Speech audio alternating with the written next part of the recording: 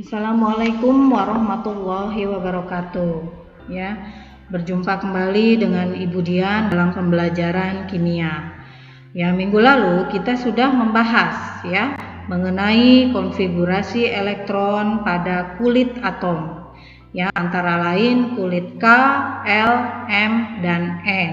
Ya, di dalam konfigurasi elektron itu ada beberapa yang harus kita pahami. Yang pertama yang akan kita pelajari adalah asas larangan Pauli, aturan Abau, dan kaidah Hahn. Nah, sebelum ini kita bahas, terlebih dahulu kita pahami dulu mengenai konfigurasi elektron di dalam subkulit atom. Ya, seperti apa? Nah, ya, ternyata pada setiap kulit K, L, M, N sampai dengan Q itu terdapat subkulit, ya, di mana subkulitnya ya kita ketahui ada subkulit S, ada subkulit P, ada subkulit D, dan subkulit F. Ya, nah sebutannya S itu dikenal dengan sharp, ya ini adalah nama-nama subkulit, kemudian P principal, D diffuse, dan F adalah fundamental. Nah, inilah nama-nama pada subkulit. Nah, pada subkulit itu terdapat jumlah elektron maksimum, ya.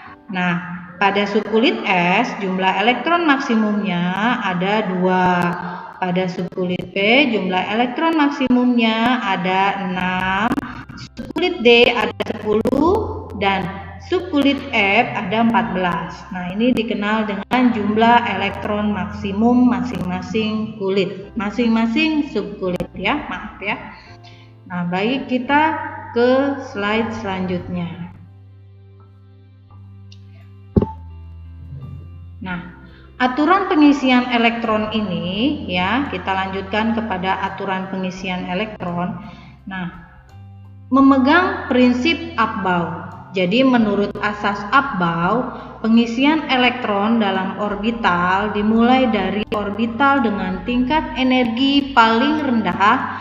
Setelah penuh, pengisian berlanjut ke orbital yang tingkat energinya satu tingkat lebih tinggi.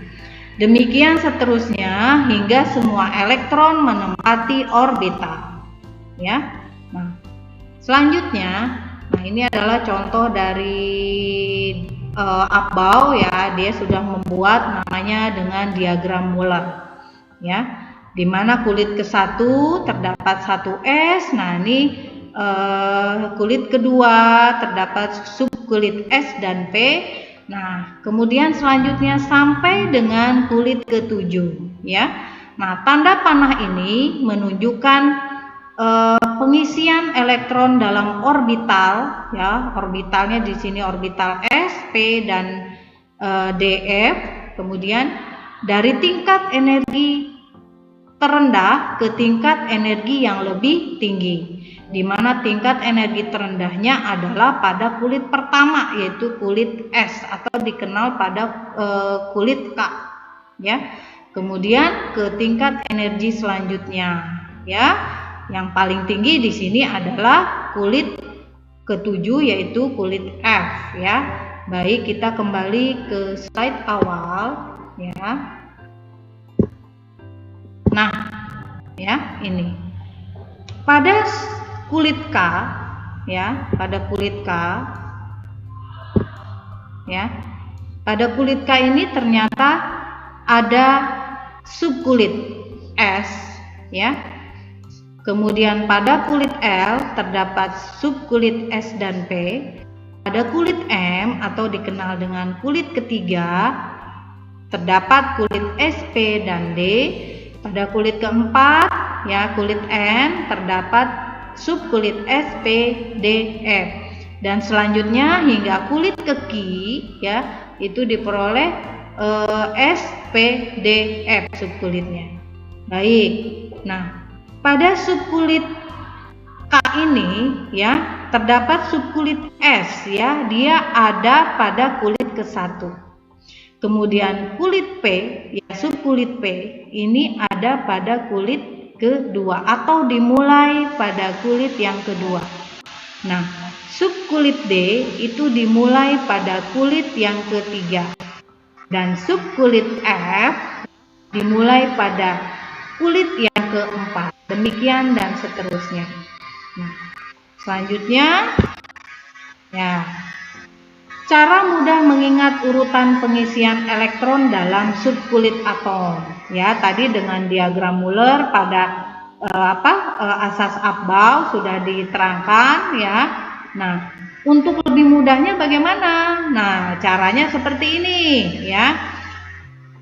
Subkulit S kita tulis 2 kali. Kemudian berturut-turut subkulit PS kita tulis 2 kali. Nah, subkulit DPS kita tulis 2 kali berturut-turut hingga PDPS juga sama ya, 2 kali. Nah, seperti ini ya. SS, PS ya berturut-turut kita tulis 2 kali, DPS, DPS, FDPS, kemudian FDPS. Nah, lebih jelasnya marilah kita ke contoh soal ya. Nah, ini ada contoh soal yang mari kita coba ya. Nah, ya. Pertama kita tulis S-nya dulu secara berurutan seperti ini ya. S. Kemudian PS, PS ya. PS. Oke, dan di sini DPS ya. Perhatikan ya. Di sini urutannya kita sertakan ya. Pada subkulit S itu ada pada kulit pertama ya, kemudian yang kedua, terus kulit ketiga, kemudian kulit keempat, dan yang terakhir kulit ke-5 ya. Kemudian pada kulit P, subkulit P itu berada pada kulit keberapa? Nah, kita perhatikan ya. Dimulai subkulit P ini dimulai pada kulit kedua. Kemudian di sini dimulai pada subkulit P pada kulit ketiga. Dan yang D itu dimulai ya pada kulit ketiga. Kemudian yang P keempat ini ya. Oke, kita tulis ketiga, dan P ini dimulai pada kulit keempat. Ya, berurutan ya. P ya. S ya, di sini 3S ya. Nah, baik. Nah, kemudian kita isi elektronnya berdasarkan jumlah elektron. Nah, jumlah elektronnya berjumlah 21. Maka di sini kita tulis sesuai dengan jumlah elektron maksimum pada subkulit S itu adalah 2. Kemudian kita tulis di sini 2. Jumlah elektron pada subkulit P adalah 6. Kemudian subkulit S 2, lalu subkulit P 6.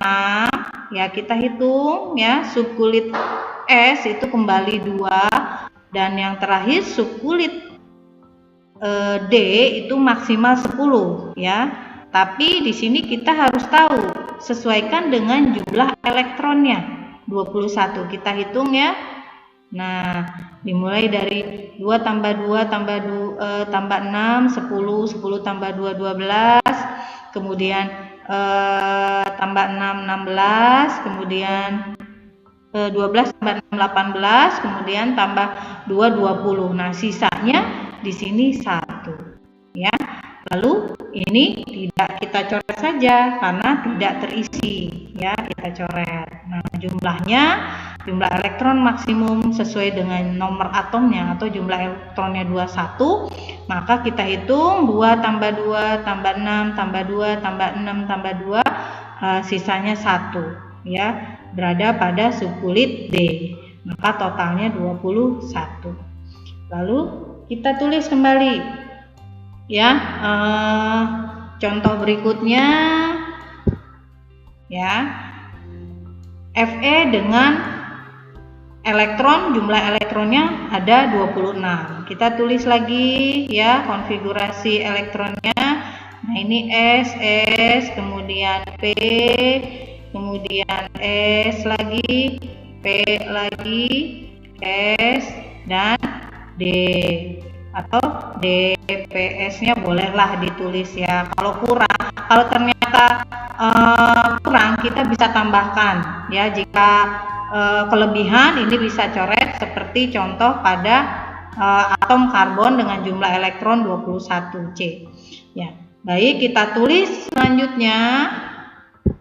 Nah, kita tulis di sini nomor kulit, nomor subkulit ya. Ya, subkulit S pada kulit pertama 1, pada kulit kedua, kemudian subkulit S pada kulit ketiga, kemudian subkulit S pada kulit keempat, kemudian yang terakhir ya 5S pada kulit kelima. Selanjutnya P itu dimulai pada kulit kedua ya. Wah, ini hilang ya, ditambahkan lagi ya.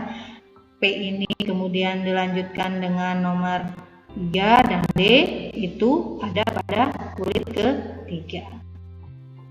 Baik ya, lalu penomorannya kita taruh di atasnya. Jumlah elektronnya di sini 2, kemudian di sini 2, P-nya 6 ya. Di sini 2, di sini 6, di sini 2 lagi, dan D-nya kita hitung sisanya berapa. Ya, sisanya berapakah di sini? 2 tambah 2 ya, 10, 10, 20 ya. Maka di sini sisanya berapa? Ya, sisanya 6 ya. 10 ya, 20, 26. Maka yang ini tidak digunakan ya. Maka yang ini tidak digunakan, dicoret saja karena sudah cukup sampai subkulit D ya. Maka jumlah elektronnya adalah 26. Bisa dipahami sampai hari ini, sampai pada langkah ini ya. Baik, kita lakukan lanjutkan lagi ke slide berikutnya. Nah, di sini ada aturan ya. Aturan penuh dan setengah penuh ya. Seperti apakah aturan penuh dan setengah penuh? Nah, suatu elektron mempunyai kecenderungan untuk berpindah orbital apabila dapat membentuk susunan elektron yang lebih stabil ya. Nah, ini kestabilan dari elektron itu ya ada aturannya. Yang pertama, dia harus penuh dan setengah penuh ya. Nah, ini pada contoh atom Cr dengan jumlah elektron atau nomor atom 24 ya. Ya, kita isi elektronnya 1s2, 2s2, 2p6, 3s2, 4p6 dan 4s2, dan yang terakhir sisanya berapa nih? 10, 2 tambah 2 tambah 6 ya, 20. Nah, di sini sisanya pada subkulit D adalah 4. Ya. Nah, baik ya. Catatan pada subkulit D ini seharusnya jumlah elektron maksimumnya adalah 5 ya. Nah, jumlah elektron maksimum ya pada subkulit D jika penuh itu adalah 10 ya, elektron maksimumnya. Kemudian setengah penuhnya berapa ya? 5. Maka ini belum dikatakan stabil. Maka ini harus diapakan ya? Satu elektron harus berpindah ke subkulit D ya.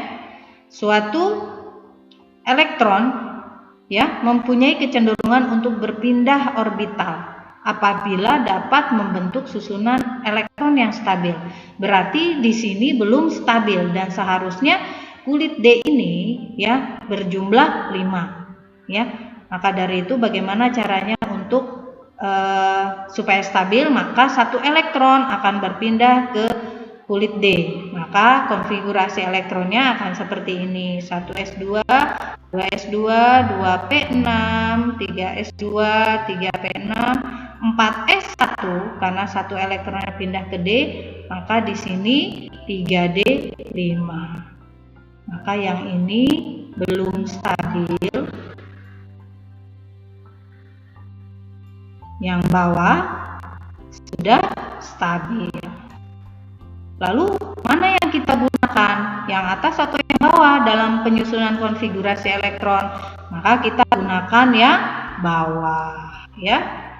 Baik, kita lanjutkan lagi. Nah, ya, ada hal yang perlu diingat. Nah, yang tadi sudah Ibu jelaskan. Nah, penting diingat, ya. Hanya berlaku jika konfigurasi elektron di subkulit D, jumlah elektron ya D agar stabil yaitu penuh dan setengah penuh. Ya, Ibu ulangi lagi kalimatnya, ya.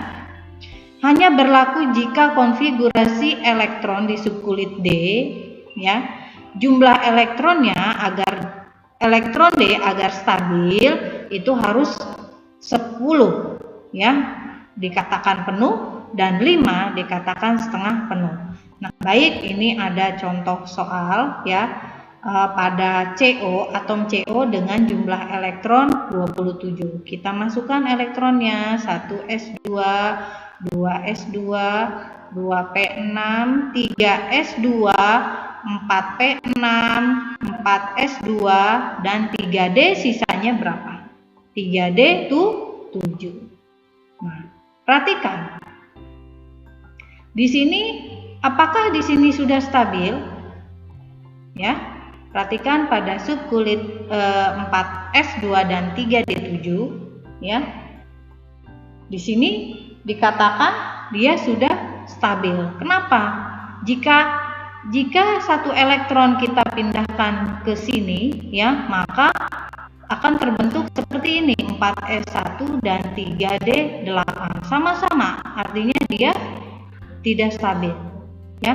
Jika D-nya itu kurang dari 5, maka ini akan diperbolehkan untuk elektronnya berpindah. Jika lebih dari 5, ya sudah, biarkan saja, ya. Maka sampai di sini 4s2 dan 3d7 dia sudah stabil, ya. Sudah stabil, tidak perlu dipindahkan, ya. Nah, ini ada ketentuannya di sini, ya. Baik. Di sini ada contoh soal berikutnya, yaitu atom Cu dengan jumlah nomor atom atau jumlah elektronnya 29, ya. Nah, ini ada contoh soal, ya.